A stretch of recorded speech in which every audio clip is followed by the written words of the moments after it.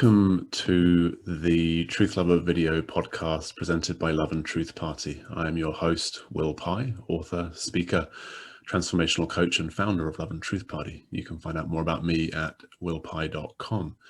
Love and Truth Party is a self-organizing, self-replicating community and movement of love and awakening, a wisdom school facilitating health, healing, and happiness, liberating humanity from the matrix of fear and self-loathing. Find us and join our mailing list at loveandtruthparty.org.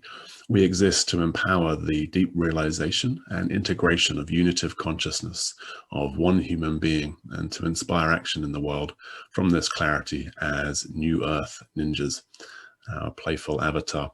We do so in the spirit of play, holding the paradox that all is well, even in including all collective crises, while simultaneously being moved to act to lessen suffering and serve the creation of conscious culture and society.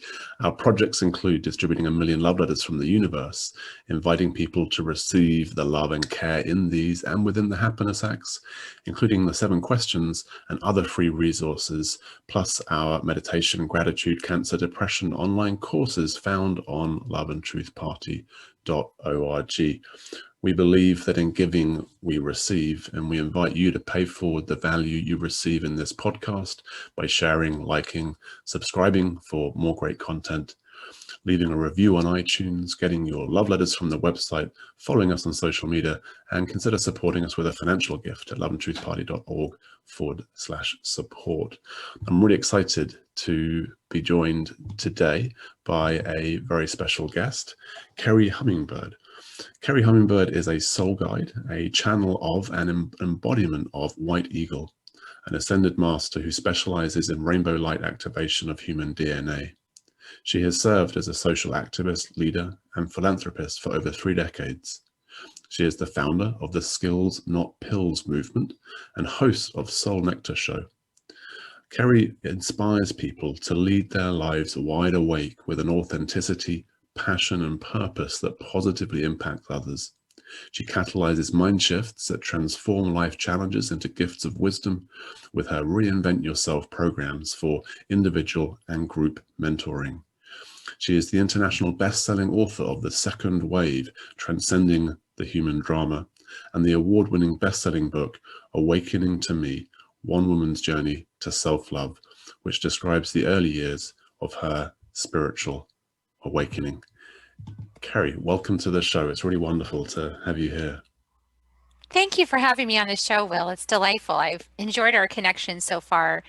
And I love everything you said about your community and what you stand for is just so on point with where I'm at in my own heart. That's beautiful to hear. I've enjoyed our connection so far. And as I was reading that, I was thinking, I think this is going to land especially well with Kerri. I think it's going to speak to what's alive in her consciousness as well. So feels very resonant having you on the show today. And we were speaking of a topic or a starting point for what we'll be exploring today. And we came up with preparing and transitioning for the new earth. Yes. Yeah, preparing and transitioning. Because those are the words that came to me as we're actually in that phase of preparation. And so it begs the question of what are we preparing? Right. And I imagine a lot of people listening, watching would be quite excited by the prospect of a new earth, because there's a lot happening right now upon the planet, which people would probably be quite excited and keen to see something other than happening in terms of how we're engaging with the planet, in terms of our political systems, in terms of our economic systems. So this is a beautiful topic. What does it mean for you? First of all, perhaps New Earth, because I know that it's a languaging I play with Love and Truth Party, and I see it in various circles. What does New Earth mean for you? Is it just about the planet Earth shifting? Is it about humans shifting? What's New Earth for you? Well, I think New Earth is all of it, because we're made of earth. You know, our bodies are made of earth. You know, our souls, our spirit, our essence, the eternal aspect of us has each chosen to be inside this planetary body called Earth, which is a living, breathing organism. It's a living, breathing consciousness. is so we are all now also joined and unified with this earth consciousness. So everything that the earth goes through, humanity inevitably also goes through, as well as all of life on earth, because it's all created of earth.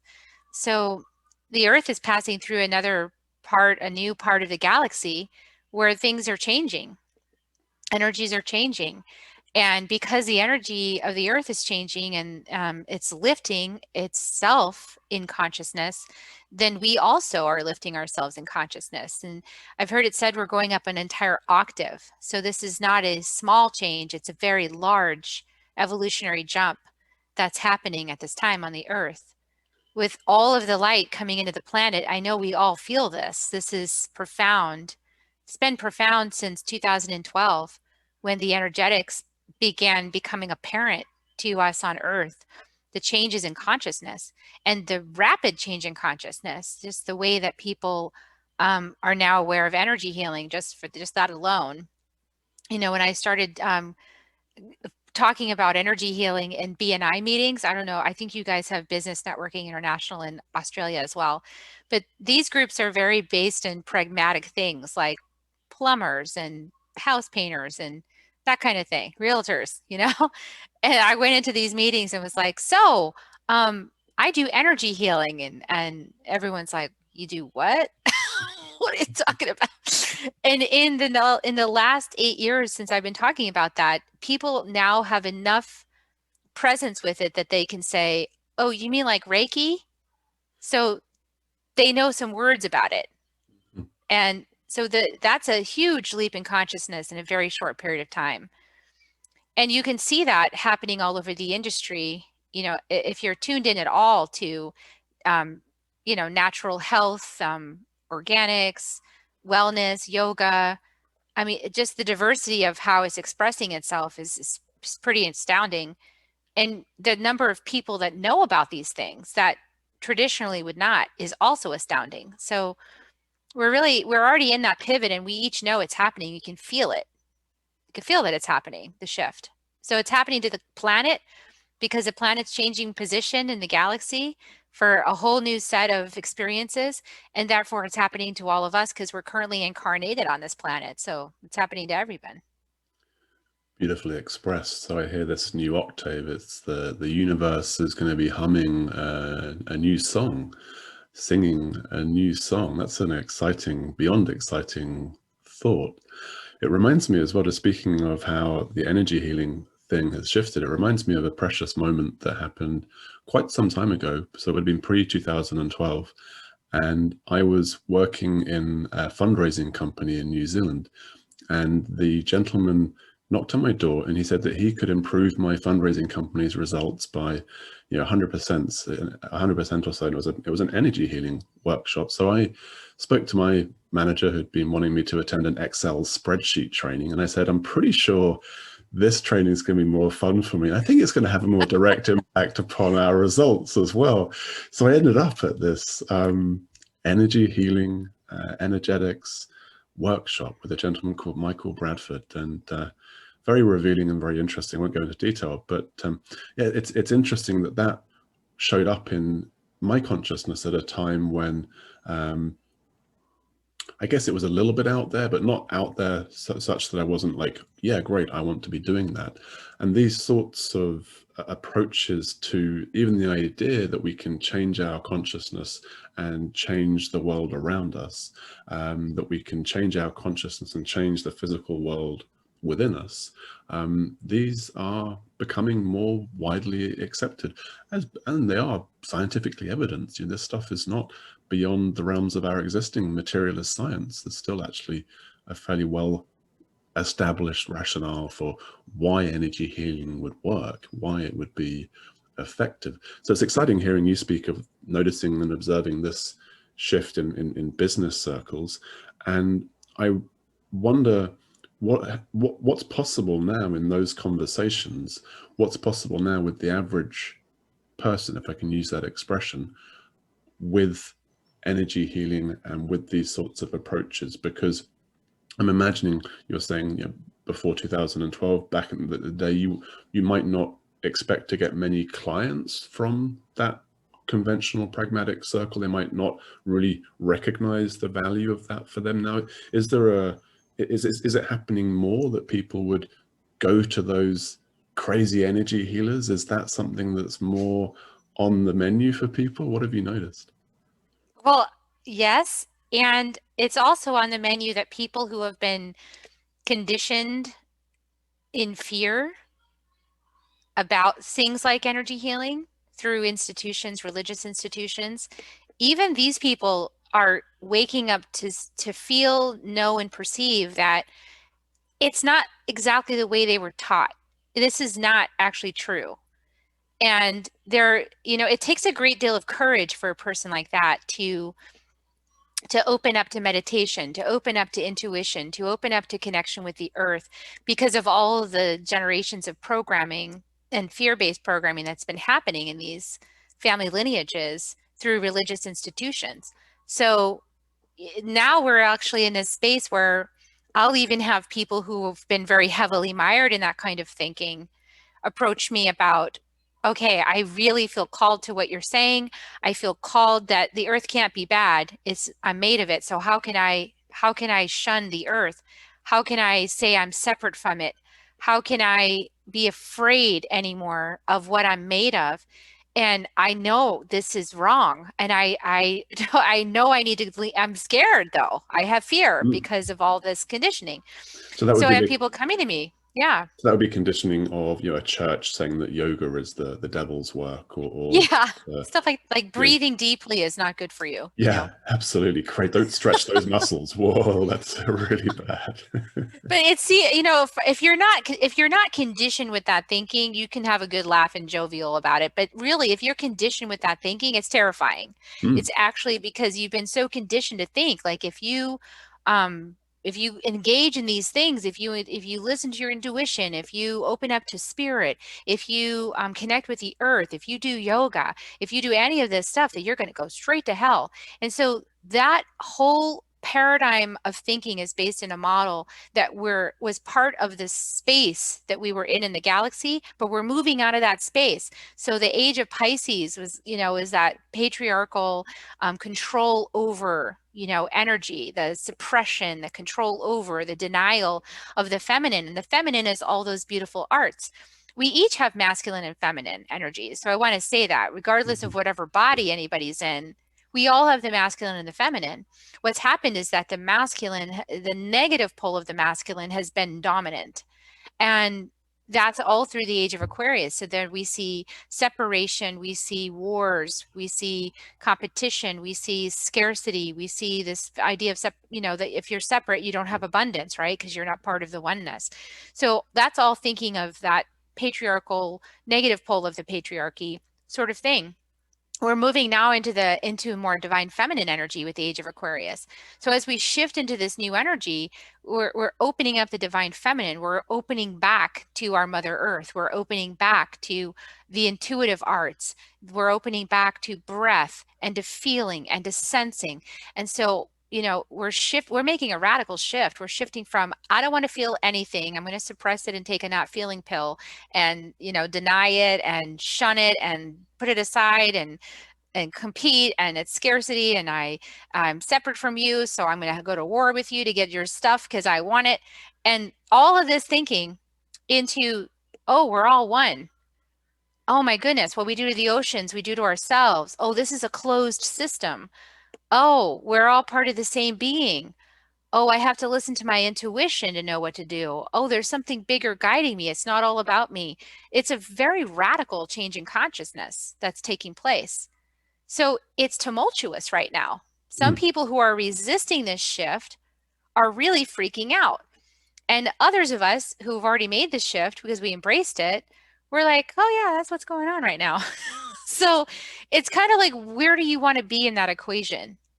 I'd rather be in the woke already. I'd rather be in the, I see what's coming and I surrender to this larger force, this larger presence, this unity, this closed earth system and whatever it needs. I surrender to that. I listen. I'd rather be in that part going through this transition. And I think that's really what we're talking about when the words came preparing for the transition is like, rather than fight and struggle the whole way, you know, kicking and screaming with heels dug in, which is really stressful, you know, just go ahead and surrender and make the leap in consciousness. And serve that transition. I mean, that sounds like the most joyful and extraordinary purpose that one could possibly have upon a human life, is to contribute to the emergence of unity consciousness, of a more functional, higher order system of planetary existence. What does that look like? So we've talked about lots of potential practices, and you've suggested that maybe it's as simple as making a choice and surrendering. And I want to just acknowledge that we touched on some of that institutional programming and the irony and hopefully an ease of out of that programming, that one of the founding guys of one of those religions, Jesus Christ, is perhaps one of the most famous energy healers in the world, in that was really one of the ways that he demonstrated his connection to spirit, his connection to source consciousness. So it's hopefully that is a light bulb that goes off in some people's minds on occasion. Wait a minute, like that energy healing stuff, isn't that what Jesus was doing? I mean, what Jesus was doing, hands-on healing. You know, and how does he do hands-on healing? Is it just because he's a God walking?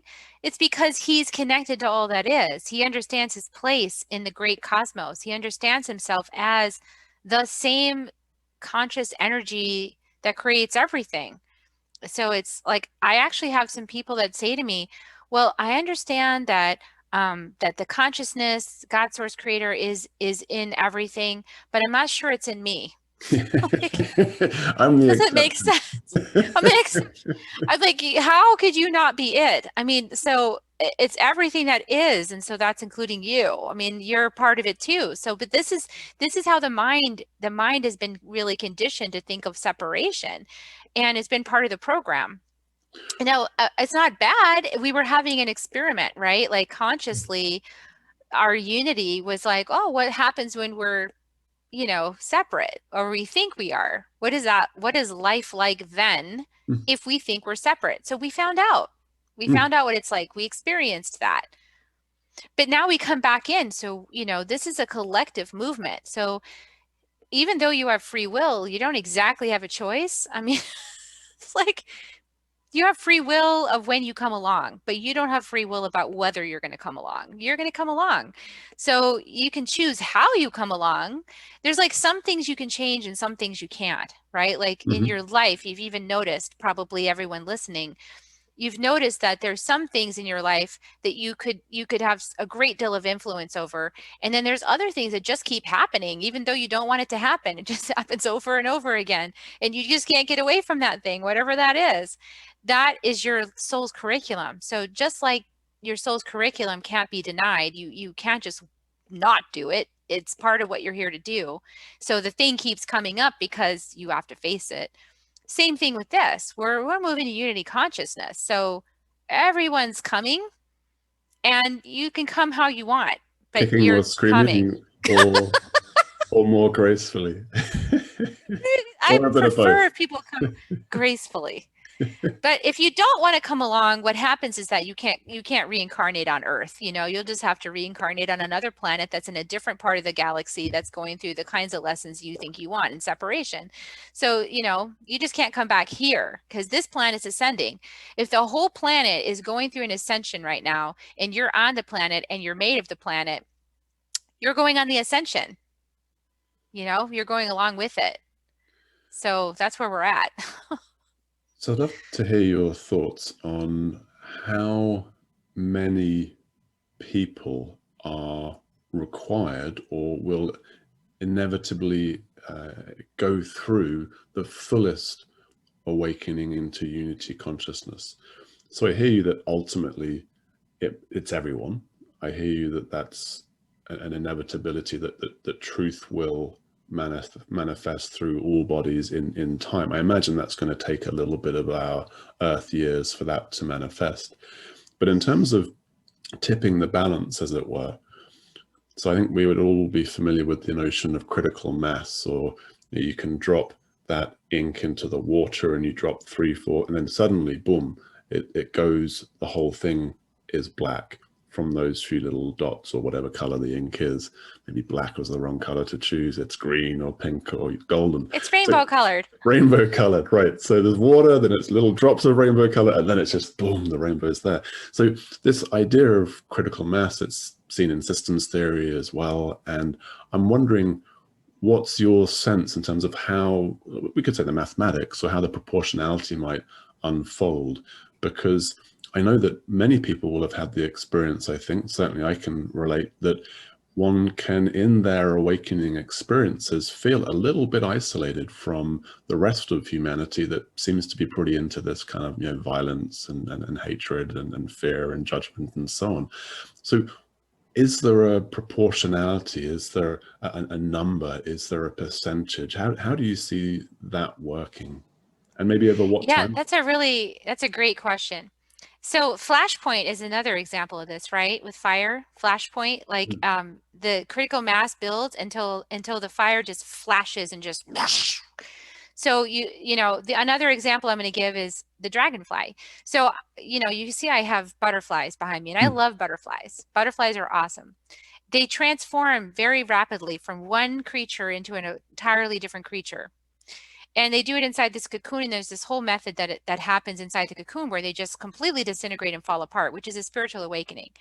And then on the other side, inside this cocoon, after all, it's just a bunch of goo. All of a sudden, the consciousness knows the innate design of that butterfly, starts to form it from the raw material inside the cocoon. And then the butterfly has to fight and scratch its way out of the cocoon. Well, there's one being, the dragonfly, that's even more dramatic of a transformation than that, if you can believe it.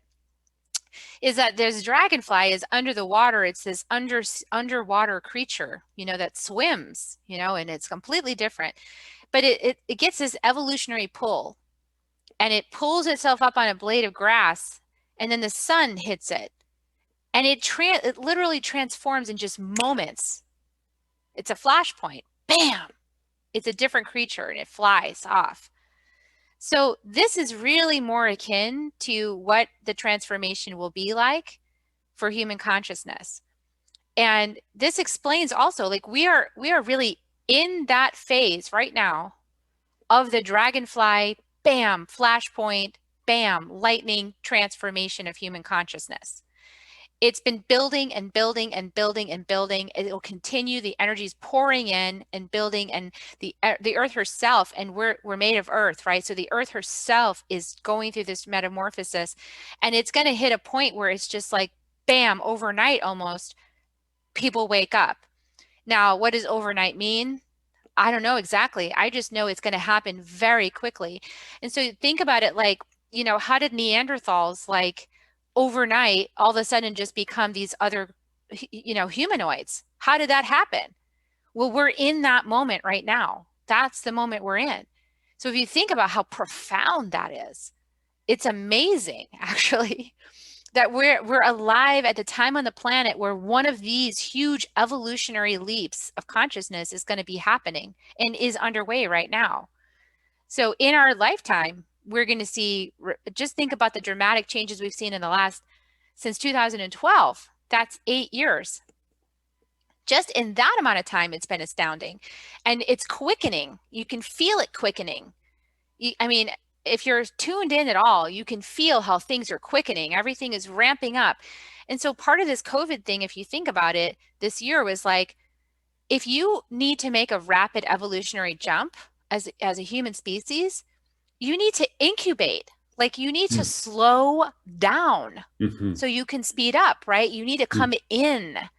You need to cocoon. You need to go inside. And contemplate and reflect on how we've been living, and think about how we want to be living moving forward, both individually and making choices. Yeah, you have to make choices. So we've been in that phase so we're seeing all the shadows. We're seeing the nastiest of like things, right? It's just like, and also, what do you believe? Do you believe that there's like this huge ring of child molesters and all of this? Do you believe that's really happening? And do you have evidence of that? And some people are like, yes, I definitely do. And this is terrible. And don't vote Democrat, and like other people are like, well, Trump is terrible. You can see the example, so people are arguing both sides, but nobody really knows anything. We just are seeing our worst fears played out on the stage. Like, this is a big theater, and we're sitting in the theater and we're looking and we're saying, is this what I want? Is this the humanity that I want to be part of? And if the answer is no, then the change starts inside. And that's why you need the incubation period. We're healing thousands of years of ancestral unprocessed trauma, things that never got resolved, and it's showing up on the land. It shows up everywhere. Later on today, I'm doing a healing for a woman who had a house where there was a huge massacre of Native American people. And those spirits, those restless spirits, are still on the land. It's unresolved. They have not gotten peace. That, what happened to them was not acknowledged, was not repented, was not resolved. And so these things are all coming up now to the surface all over the world, to be witnessed, seen, compassion felt, resolved, healed, and released, before we head into what we really want to create together. Now that we know all of this pain and suffering, what do we really want as humans? And so that's really the preparation too. And that's easy to see, isn't it? So we've got so many different examples of how much darkness or ugliness is being brought up into our awareness of just how much the feminine has been abused, in the feminine form, and of course Mother Earth, just how ignorant we have been in our choices and setting up of systems and so on, and just how much fear and hatred there is in many consciousnesses. And we see this, of course, now with video and the internet. We get that unconscious is now like, wow, that's happening. That's intense, and it feels. I like that you spoke to something that's very current and it feels very significant. I'm sure it is for a lot of people. We're approaching an election in the US, and even if you're not in the US, and even if you avoid the news a fair bit, it's inescapable that there is this narrative on the one hand that says that Donald Trump is this terrible human being, that he's, let's have compassion for him. He had an abusive childhood in all likelihood, and he's an infinite and eternal being like us all, and probably could do without love and cuddles more than anything else. But he lies, and he appears to have some attitudes towards women and people of other skin colors and so on that we might not want to endorse. And on the other hand, you have people who believe that he is the savior of our planetary civilization, and that he is a light worker.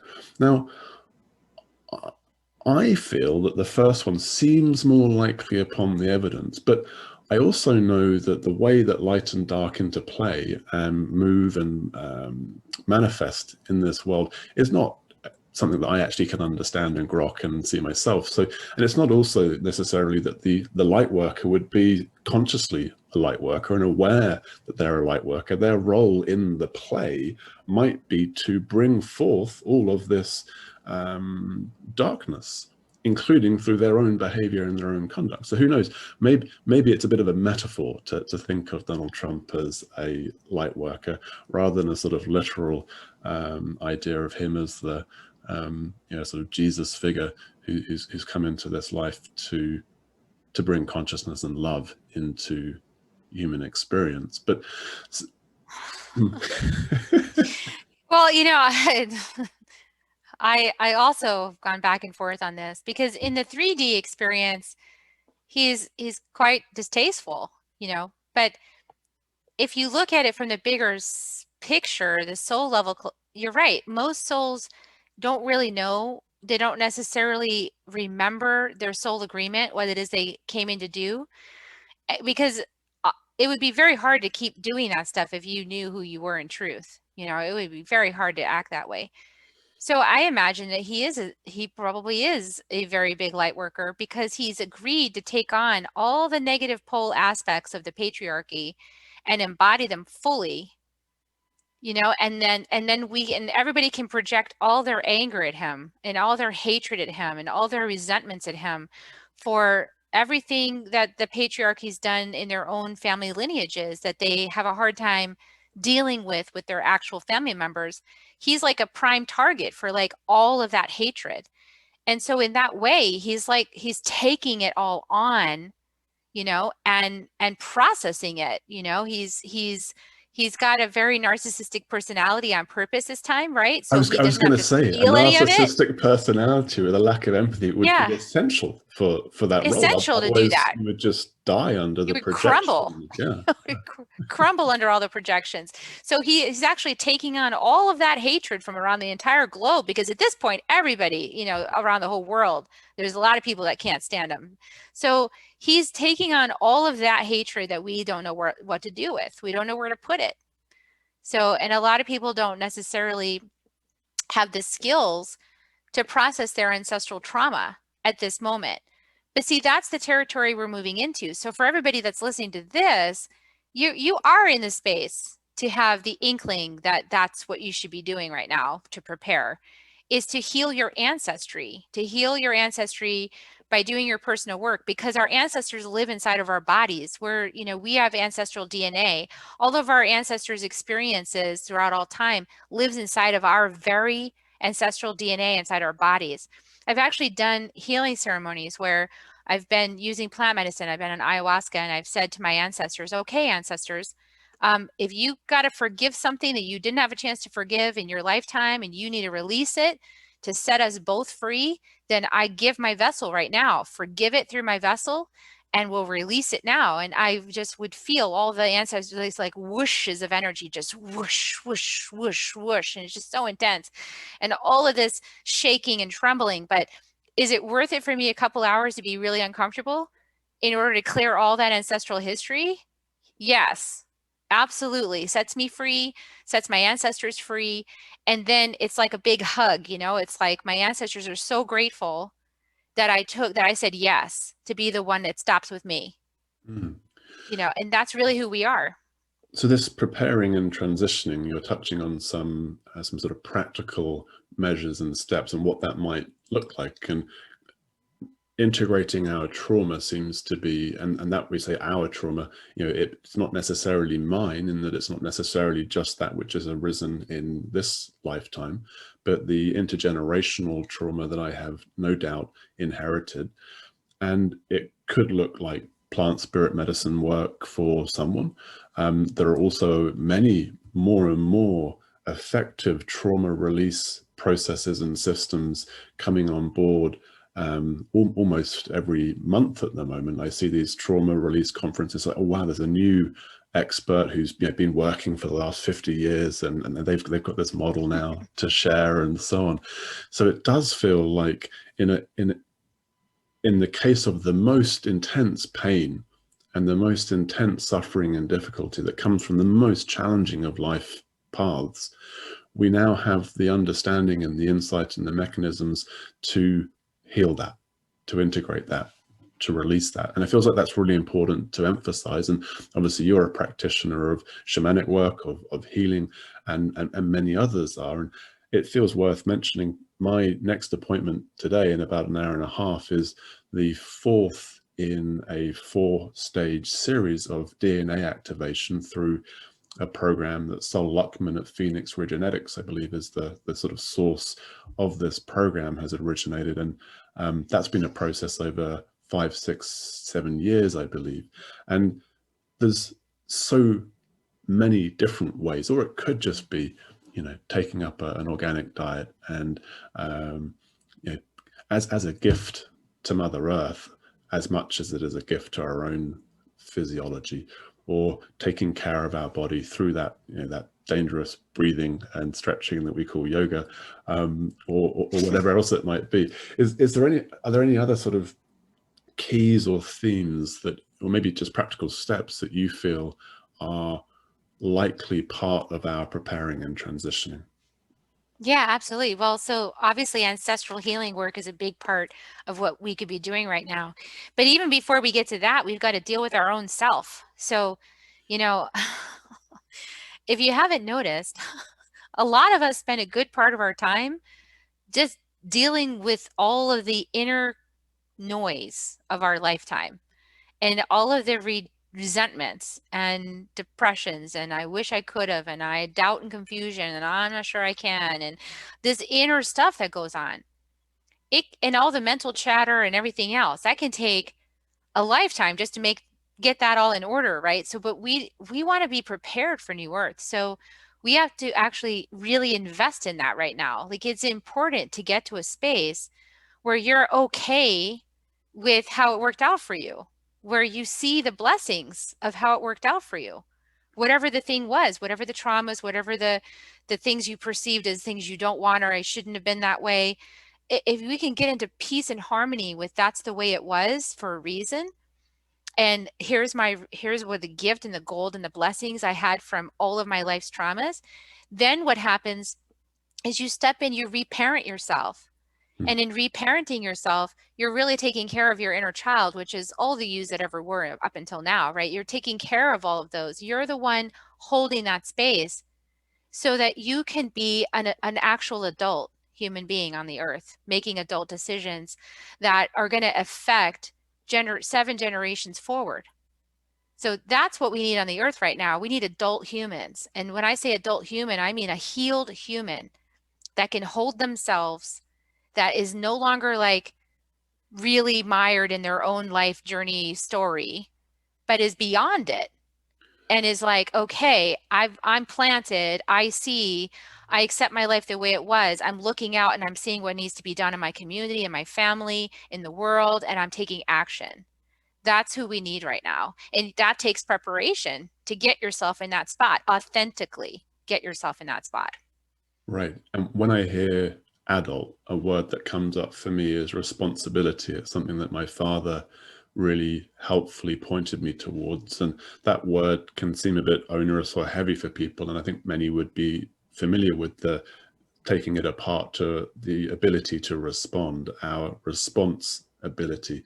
And that, of course, primarily begins, in my sense, with our own pain, with our own trauma, with our own fear or our own guilt, to not be in reactivity, and certainly not outward reactivity of our rage or our fear or whatever it might be, but rather to respond, and to respond with love to our own inner experience, which is the healing, which is the integrating, such that we can then bring the same out into the world as we engage with others going through their processes and experiences. And I love how you point us to the finding the gift and the blessing, the gold that emerges, or the goodness that emerges from the compost, as it were.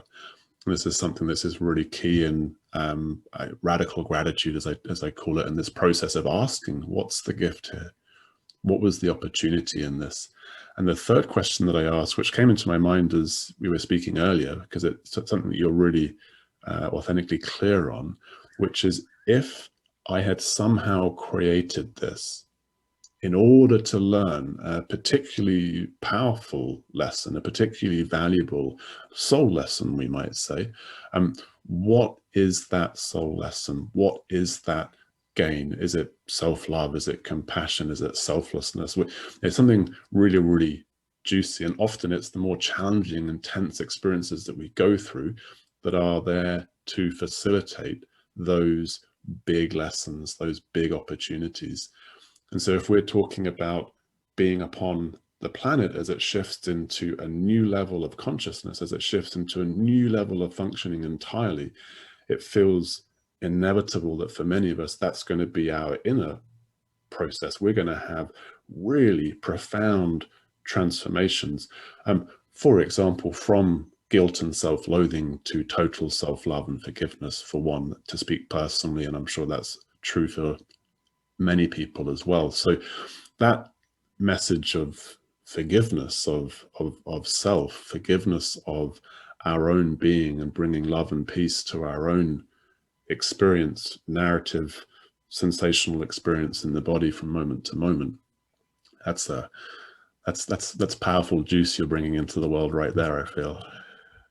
Yeah, well, and if you're sitting there feeling like you're listening to all of this and you're thinking, oh man, I really screwed up and now my life's half over and what am I going to do?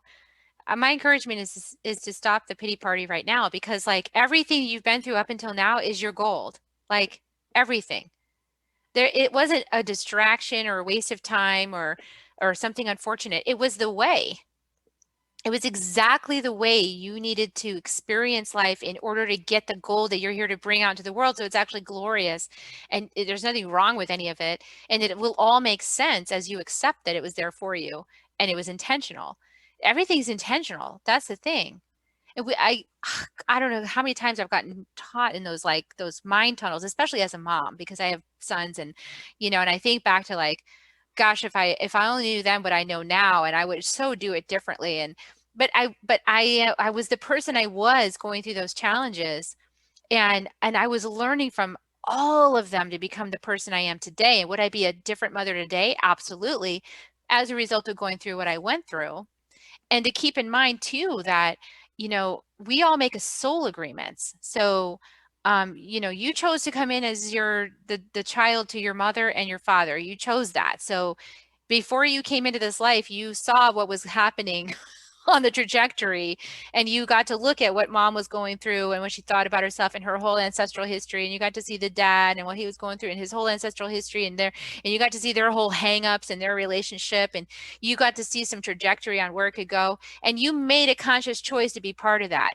So nobody here is a victim. Everybody here chose. And when you get into the middle of the life, it sure feels like being a victim, because it sucks sometimes, to go through it. But if you can get yourself back into the soul perspective and see, oh, I chose that. I chose that. I'm a conscious being of light. I'm powerful. I'm infinite. I chose to be part of this. Okay, then let me take my lessons. You can come from a maturity there that will make it's so much easier to process and integrate your life's lessons, and then to get to the good part, which is expressing your dharma into the world. I mean, that's the goal. That's the part we all want, is to be fulfilled, and to bring all of our life's journey and to have some meaning with it, to give back, to be in service. That's the joy, and so that's what you get on the other side of stepping off the disempowerment triangle and deciding you're not a victim, that you're actually an infinite being of light. You're like perfectly capable of handling this, and you ask for it on top of all that. So like these players in our lives, like my current work is Love is Fierce, Healing the Mother Wound, because in my life, my incarnation, most of my challenges have been with my mother. She's quite a very feisty, challenging teacher. I call her a coyote teacher. Coyote teachers are, they give you the big medicine. Trump is a coyote teacher, right? He's a very big teacher of like painful things, and so sometimes our coyote teachers, they can be very tough on us. They don't know they're doing this. They're just acting from their conditioning. But on a soul level, that's exactly what they signed up to do for you. And it's to give you whatever you need to move forward. So Trump is giving us what we need to see what we don't want, right? He's showing us what we don't want, and oftentimes our parents show us where we were hurt or where we were vulnerable or where that we needed growth, So for me, a lot of the lessons my mom taught me was how to validate myself, how to be in self-validation. That's a powerful lesson. So if she'd been coddling me this whole time, then I wouldn't have got that lesson, but she didn't, right? So we have to look back at our, it really starts with our parents. What were our big challenges with them? What was our big beef? What was our big gripes? And go into that, because that's where the really good medicine is right in the heart of that wound. And as you excavate that and you heal it, you find your dharma, you find your path of power in this world. And then when you give it, you give what you didn't receive, you give the blessing that you earned for yourself. Man, it's like unstoppable. It's powerful. That's what we need on Earth right now, is everyone tapping into that space.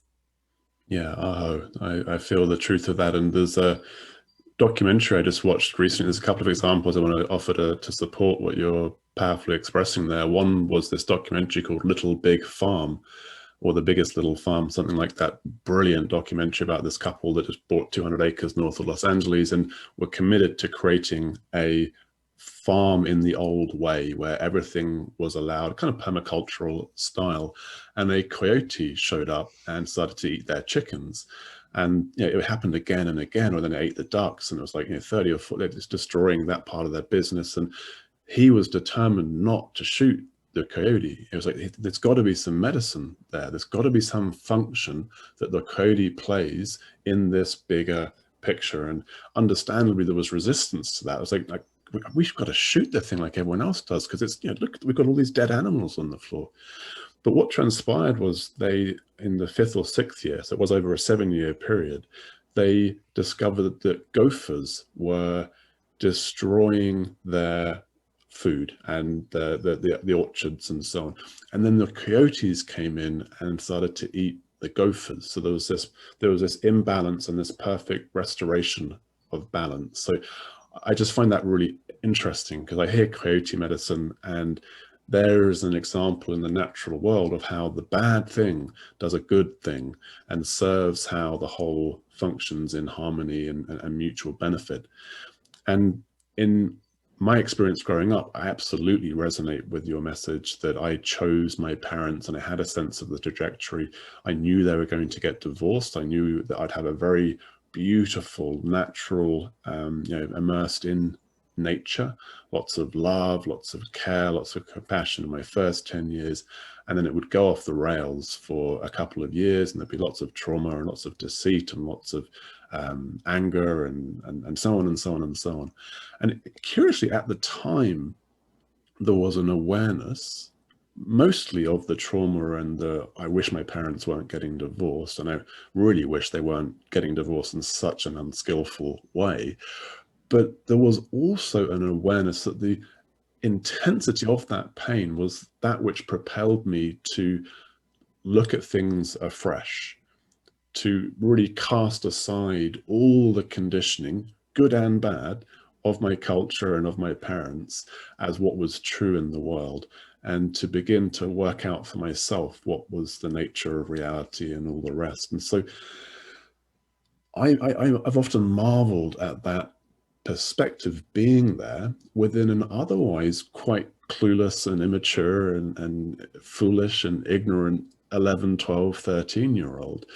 And it's interesting, I'm sure you've done work in shamanic work where you've gone back to a young self and you've communicated with that young self, perhaps put an arm around them and given them some reassurance, perhaps given them some insight as to help them go through that traumatic experience. And I wonder sometimes, well, is that what happened?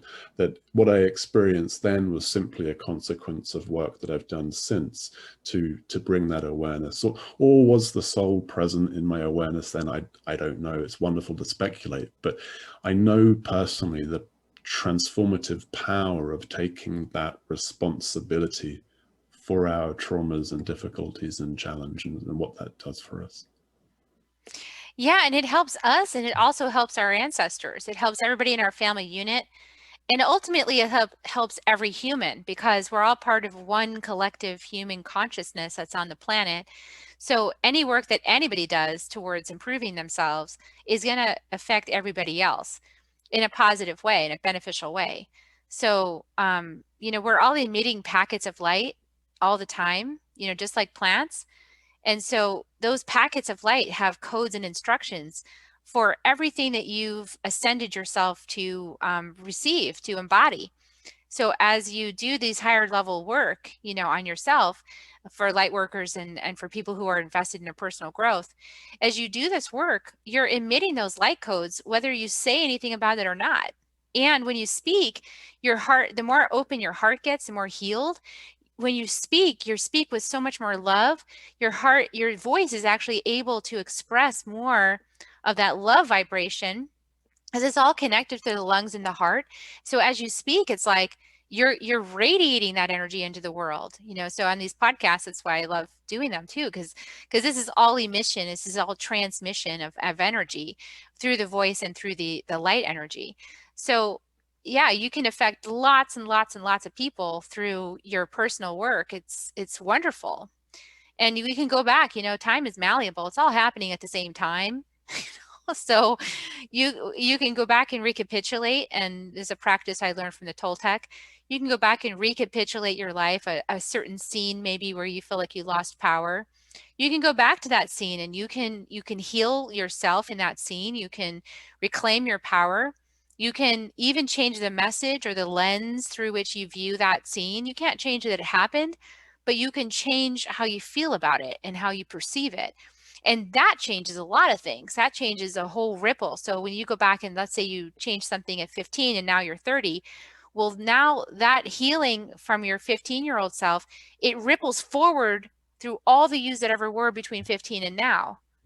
So you're receiving now this beautiful boost of energy from a healing that you recapitulated from the past. So time is fluid. It's all happening now. So, and there's like this imaginary timeline, you know, in your life, but you can put yourself on a different destiny line by going back and recapitulating and healing things. And you can do it as a mother too, which is takes a certain amount of boundary respect as well, because a soul might have come in to experience exactly the things that they experienced. In the way but that they sometimes, experience them. Yeah. exactly. But sometimes it's also true that the soul's like, okay, but yeah, we have an agreement that now you're going to go back and do some healing on that for me as my mother. And you're going to go back to a time when you knew that I had some trauma and do some healing. So there's that's also true. It just takes a great deal of responsibility and double checking and triple checking and quadruple checking so that you're not, you know, at the higher level, so that you're not just wanting to change it because it makes you uncomfortable as the person's mother, you know, to see them struggle. So there's a lot with that. And if anybody wants more about that, I'm happy to help. But being a mom is like particularly powerful because we're always connected to our kids. So it's a very important position to be in. It takes a great deal of responsibility. Yeah, I bow to my mother and her wisdom and all that she's brought into my existence. I chose very well. There's two things that you're speaking to which I just want to reflect, because the profundity and the literal awesomeness of them cannot be overstated. One is that in our inner work, and that might look like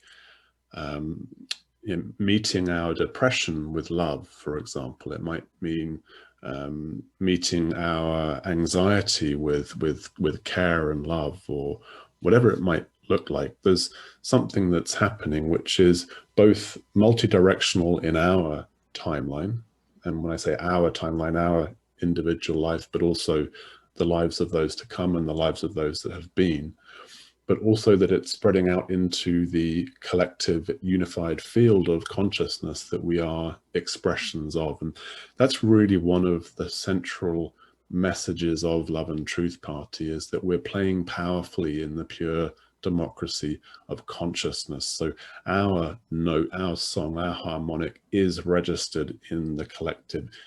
The vote in an election may or may not be counted appropriately and efficiently, but certainly our consciousness, our vibration is unavoidably measured, resonant, and moving out into, rippling out into that pool of consciousness, as you put it. And that's an awesome, I mean, really, like, wow, responsibility, isn't it? It's like, gee, this is the power that we have. And I think you spoke earlier, we touched earlier on how someone might say, yeah, I see that that God energy or source consciousness is in all things and all other people, but I'm not sure about myself, you know. I mean, yeah, come on. And it feels like it's that quote I've seen it attributed to Marianne Williamson and Nelson Mandela. I'm not sure who, or maybe it's A Course in Miracles, about what we're scared of, or what we have been programmed perhaps to be fearful of, is the immensity of our brilliance, of our light, rather than our failings or our darkness. And so there's a certain courage it seems, in saying yes, that I am this, I am source consciousness, I am an individuated aspect of the divine here to experience itself and express itself upon planet Earth. But it's the very last thing to arrogance. It's the furthest thing from arrogance to claim this and to know this. Yeah, and the next place to bring it is that I chose this humble human form and experience to learn about my magnificent divine self. I mean, now just consider that for a moment. We, as infinite beings of light, choose to be humbled into these human forms that have feelings and perceptions and, you know, get angry and feel hate and feel fear and feel love and joy and grief and shame and all of that. That we choose to come down into these, you know, come into these tiny little forms and experience this thing called life on Earth. It's profound. It's not a mistake. It's very intentional. I mean, I just imagine that a very infinite divine being doesn't really make mistakes about what it wants to experience. It knows what it wants and it designs it and it plans it and it has it all scoped and then it goes for the ride and forgets how powerful it is. It goes for the ride and just experiences it. But so as the human being self that, you know, is going along for this ride, it feels very vulnerable and unpredictable and unsafe and all of this. But if you can remember that the aspect of you that planned all this for you, that is you, is actually infinitely wise and is planning all of this for a reason, you can kind of relax a little bit more and enjoy it, right? Like, oh, this infinite being created me intentionally to have an experience of life through me, through this humble vessel. That's amazing. Sure. I'm wanted. I was created. It reminds me of a favorite sage of mine, a gentleman called Bill Hicks, who in one of his wonderful sort of source-inspired monologues spoke to how this is just a ride, how we go onto the roller coaster, as it were, and we take the twists and the turns, and we're terrified and we're elated and we're bored and we're excited. And some of us, we remember it's just a ride. And then he closes off this little monologue by saying, and some people, they'll come back having remembered, and they'll say to everyone, hey, relax, it's just a ride. And he said, and do you know what we do with most of those people? We kill them. This is, if we look back at the last 500 years, or the last 2000 years, there's been a certain reactivity towards people that are speaking profound truth. And it feels like perhaps just the fact that you and I are having this conversation and many other conversations of the same ilk that are being published and shared, and you know, so far we haven't had any sort of slandering of our name or being crucified. Yeah, it's been pretty gentle, actually. Right. So this time around. Yeah, right. So I've often had a sense that there's been something that's happened in my life or in life that has caused hesitation to speak truth without dilution, without some form of making it acceptable for people. And in my life, that's looked like becoming very fluent with scientific discourse and language, such that I can give people the grounding in reason and evidence as to some of the more challenging, perhaps, perspectives that direct experience and spiritual insight would offer. But just this fact that these so many more conversations like this are happening does support the hypothesis that we're in a time now that is fundamentally very different from 500 years ago or 2000 years ago in some extraordinarily meaningful ways.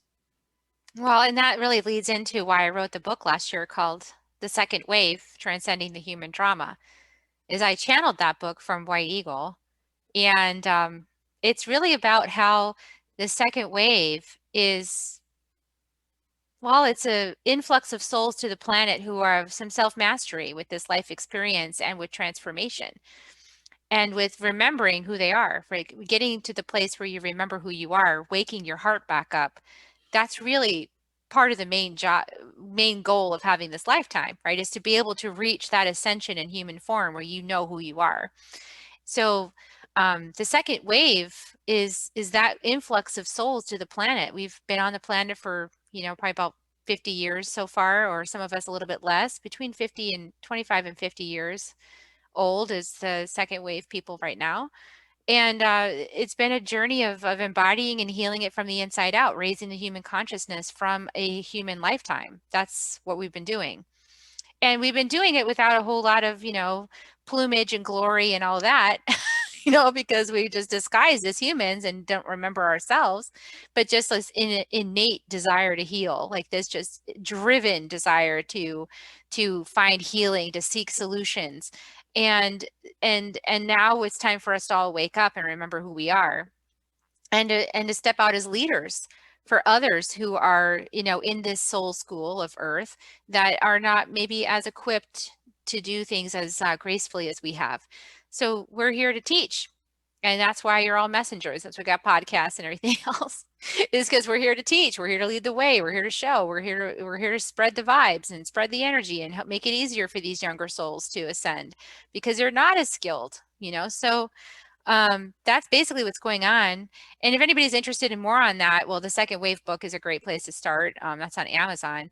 But the other person that you may know who's worked a lot with this idea of the second wave and the first wave is Dolores Cannon. She actually passed away several years ago beyond the veil, but her work was deep hypnosis work, so past life regressions and things like that. And she interviewed like thousands of people while they were under this hypnosis state, and she interviewed their soul self, their subconscious, and asked questions.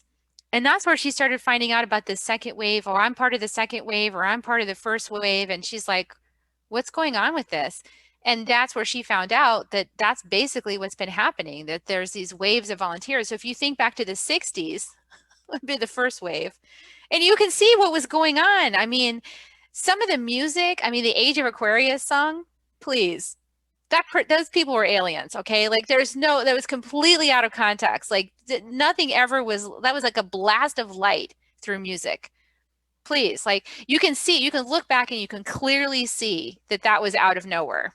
Where did these people come from?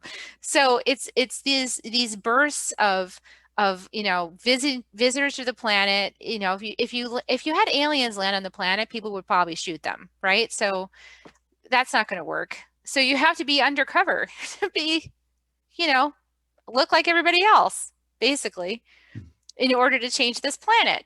So, because the planet's going through the evolutionary cycle with or without humanity, right? And so the goal has been to preserve humanity and make sure that this species survives. So it's not going to survive on its own. It needed some support. So that's basically what's been going on. So when you look at it like that, it's kind of amazing, isn't it? Like, even I say these things now and I know it's true.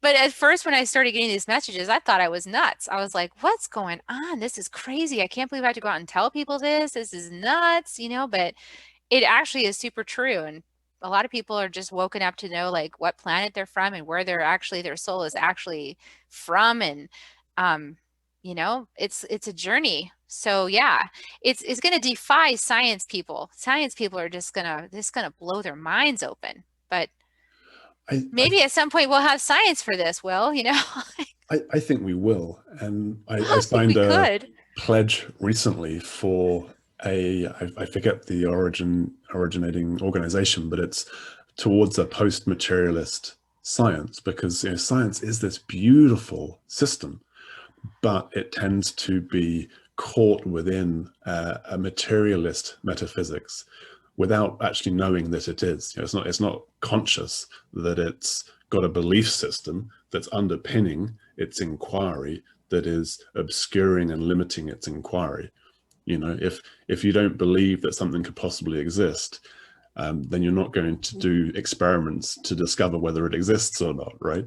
Although people do, of course, and we know that telepathy exists, we know that clairvoyance exists, we know that remote viewing exists, we know that many things that should be impossible are in fact data evidenced, and that's also part of this shift. We are moving not in the mainstream, of course, not in the core of science, and it's more on the edges and the fringes, but there are hundreds and hundreds and hundreds of scientists who are right now leading the research into prayer, the research into energy healing, the research into the phenomenon of transmission. Can a spiritual teacher transmit consciousness, and how? It happens. It happens all the time. Right. I can attest to it. I mean, it happens, too, yeah. I've had the experience working with other teachers where I definitely have been transformed in their presence, and people tell me they have the same experience with me and on the podcast, right? So we're all sharing energy. It's photon packages of light. Jennifer Huff writes a really great section on the science of transmitting consciousness in the Second Wave book. So for people that are interested in that conversation, I haven't got to that yet. She explains how it works. So it's pretty cool. Is that towards the end of the book? It's a section in the book. Yeah, it's near the end. Yeah. I'm about 3/4 of the way through. So you're almost there then. I'm very excited to get to that last bit. I've really been enjoying reading it. So I hope our viewers and listeners will also enjoy that too. Yeah, I hope so. The audiobook's almost out too. So if they don't like to read, they can listen. Beautiful. It's been such a thrill. It's fun, Will. Isn't it? Yeah. It is fun. I think it is. I love these conversations. It's pretty awesome. Likewise, this is the beginning of my day here, and I was looking forward to it, and it certainly hasn't disappointed. It's been an illuminating and inspiring and heart-opening journey of dialogue with you today. So I really appreciate you taking the time to be so authentic and true in expressing who you are, and to share that with our listeners and viewers today. So I'm sure many will be looking to get the book, and of course they'll see all details and contact information for you and for your various services and offerings through the show notes. And I just want to say thank you so much for taking the time to join me today and helping my day get off to such a wonderful start. Well, thank you, Will. I'm really grateful. I'm so grateful that I found you and that we're connected, and we're just getting started. This is just the beginning. So I look forward. We got a lot of good stuff to come. Future convos. Yeah, for sure. Well, have a great day. Thanks for having me on the show. Thanks for being here, Kerri. And thank you to all our listeners and viewers for being here too. Thank you for listening and watching. You can visit loveandtruthparty.org to join our community, download or order love letters, register for our newsletter, connect on social media, and support us at loveandtruthparty.org. Thank you to all our supporters and contributors. Together, we are creating kind, conscious, courageous human community.